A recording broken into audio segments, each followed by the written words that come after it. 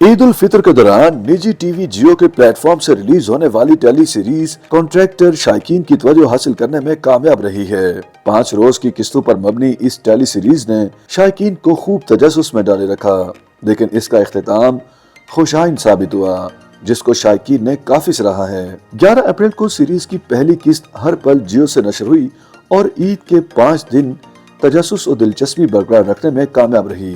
अगरचे इसका ईद के त्योहार से कोई ताल्लुक नहीं था, लेकिन उम्मीद के दिए और रोशनी की किरण जरूर थी। एक्शन सीरीज होने के बावजूद इसमें वो मार धाड़ नहीं थी जिसकी कोई मंतिक न हो। इसमें अशराफिया का वो सुलझा हुआ रूप भी दिखाया गया है, जिसके बारे में आम इंसान के जहन में सवाल ही रहता है कि ये दौलत कहाँ से आ रही है और कैसे आ रही है। 2 महज़िब और मुअज़्ज़िज़ इंसान हैं।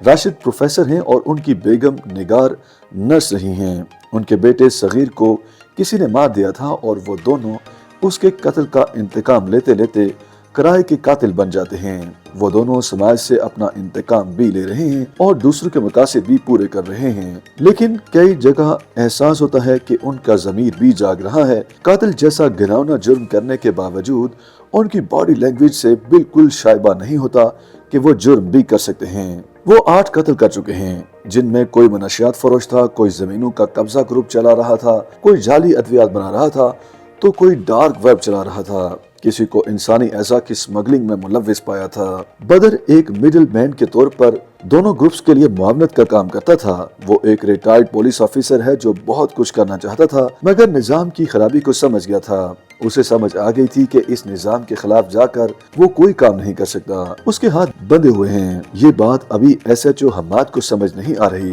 वो बदर को अपना आइडियल ऑफिसर समझता है, लेकिन जब उस पे हकीकत खुलती है तो मायूस हो जाता है कि उसका हीरो तो हीरो निकला ही नहीं। वो अभी यही समझता है कि हीरो और ओहदा बेबस नहीं हो सकते, लेकिन एक केस की छानबीन में अपनी तमाम तर कोशिशों के बावजूद निगार और राशिद को गिरफ्तार करने में नाकाम रहता है। यहाँ सारा पे राज खुद खुलना शुरू हो जाते हैं। वो शक में राशिद और निगार के पासपोर्ट काशान को दे देती है। वो अपने 8वें टारगेट को पूरा करने के बाद जब बदर के कहने पर मुल्क से निकलना चाहते हैं तो पासपोर्ट गायब हो जाते हैं। सारा काशान से अपनी हर बात शेयर करती है। वो उसे समझाने की कोशिश करता है कि उसके बाप का कातिल और सगीर का कातिल एक ही है, और अगर वो मुजरिम हैं भी तो उनको सफाई पेश करने का हक तो दे। सारा उनको माफ करने को तैयार नहीं होती, लेकिन उसको उनसे मोहब्बत भी है कि उन्होंने उसे बेटी का प्यार दिया है और उसे कसक ये है कि बेटी बनाकर वो उसे एक बार फिर यतीम और लावारिस कर रहे हैं।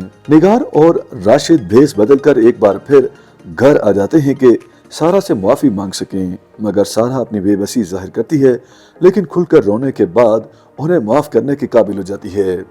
एक खुशगवार इख्तिताम के साथ टेली फिल्म जिसने सांस सुखा रखे थे उम्मीद की किरण बनती है।